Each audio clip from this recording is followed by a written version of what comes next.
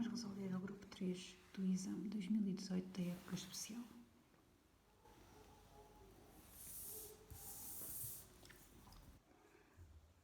Os golfinhos dependem da emissão e da recepção de sons para se orientarem, comunicarem entre si e caçarem. As ondas sonoras são ondas mecânicas que, na água, são longitudinais. Apresente num texto estruturado e utilizando linguagem científica adequada o significado da afirmação anterior. Da afirmação que diz que as ondas sonoras são ondas mecânicas e longitudinais.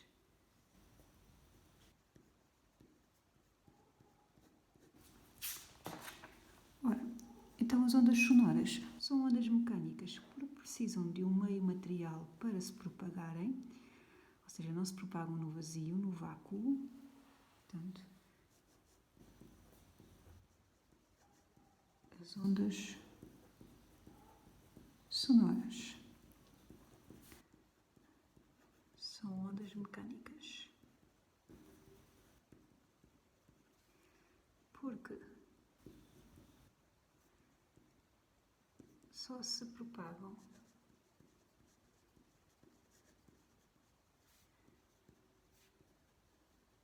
em meios materiais,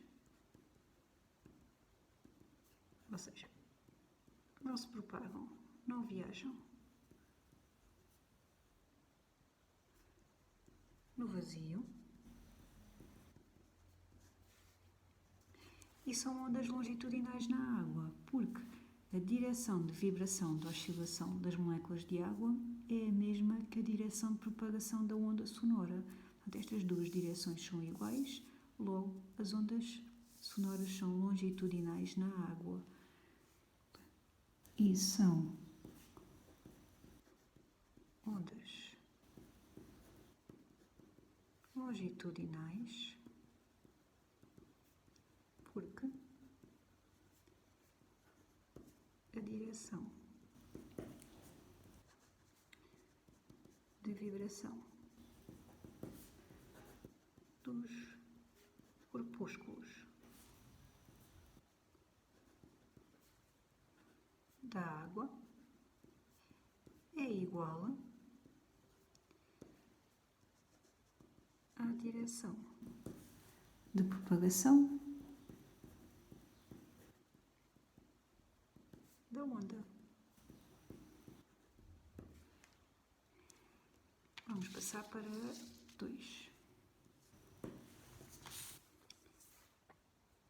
Um golfinho emite um som à superfície da água do mar que é detectado por 2 sensores colocados à mesma distância do golfinho, um dentro de água e outro no ar. O som demora 0,10 segundos a chegar até ao sensor que se encontra dentro de água e demora mais 0,34 segundos a chegar ao sensor que se encontra no ar. Qual é o quociente entre a velocidade de propagação do som na água do mar e a velocidade de propagação do som no ar, nas condições em que decorreu a experiência? Portanto, nós tínhamos aqui um golfinho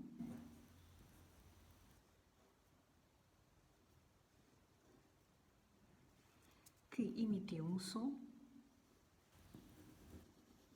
E tínhamos aqui um detector de som, um no ar e outro na água, que se encontravam à mesma distância do golfinho. Portanto, a distância do sensor ao golfinho no ar era igual à distância do sensor ao golfinho na água, o sensor que estava dentro da água. E nós queremos saber o quociente entre a velocidade do som na água e a velocidade do som no ar. Nós sabemos que a velocidade do som na água é igual à distância percorrida pelo som na água sobre o intervalo de tempo que o som demorou a ir do golfinho até ao sensor, enquanto que a velocidade de propagação do som no ar é igual à distância percorrida pelo som no ar a dividir pelo intervalo de tempo que o som demorou a ir do golfinho ao sensor. Ora, e portanto, isto é igual à distância percorrida na ar vezes o intervalo de tempo que demorou no ar, a dividir pela distância percorrida no ar vezes o intervalo de tempo que demorou na água. Como a distância que ele percorreu no ar é igual à distância que ele percorreu na água, então o quociente entre as velocidades é igual ao quociente entre os intervalos de tempo. E agora, eles dizem-nos que o som demorou 0,10 segundos a chegar ao sensor que se encontra na água. Logo, o intervalo de tempo na água é 0,10. E demorou mais 0,34 segundos a chegar ao sensor que se encontra no ar. Logo, o intervalo de tempo que ele demorou no ar tem que ser 0,10 mais 0,34 segundos.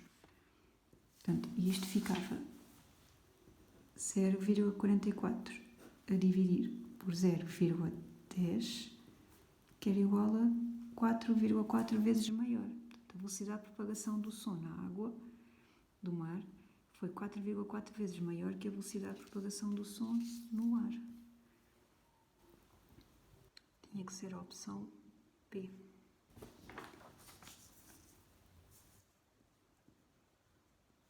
Vamos passar para 3. O gráfico da figura 4 representa para um determinado local a velocidade de propagação do som na água do mar em função da profundidade. Considere um som puro que se propaga na água do mar, atravessando as três regiões consideradas. A partir do gráfico, pode concluir-se que à profundidade H1, a frequência ou o comprimento de onda desse som atinge um valor máximo ou mínimo.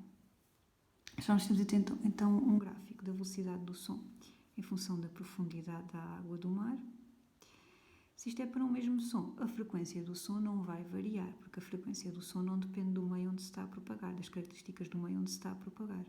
Logo, podíamos eliminar daqui as opções que dizia que a frequência atingia um valor máximo ou mínimo, porque a frequência é sempre a mesma. O que é que aconteceu à profundidade H1?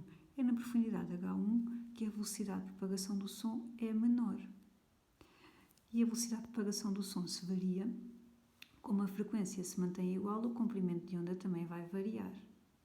E será que, como a velocidade é mínima, o comprimento de onda também vai ser mínimo a esta profundidade? Nós sabemos que a velocidade do som é igual ao comprimento de onda do som vezes a frequência da onda sonora. A frequência mantém-se constante quando ele está a viajar a diferentes profundidades, o que significa que, para a velocidade ser mínima, significa que o comprimento de onda do som também tem que ser mínimo. E por isso, a opção correta tinha que ser o comprimento de onda atinge um valor mínimo. Tinha que ser a opção C.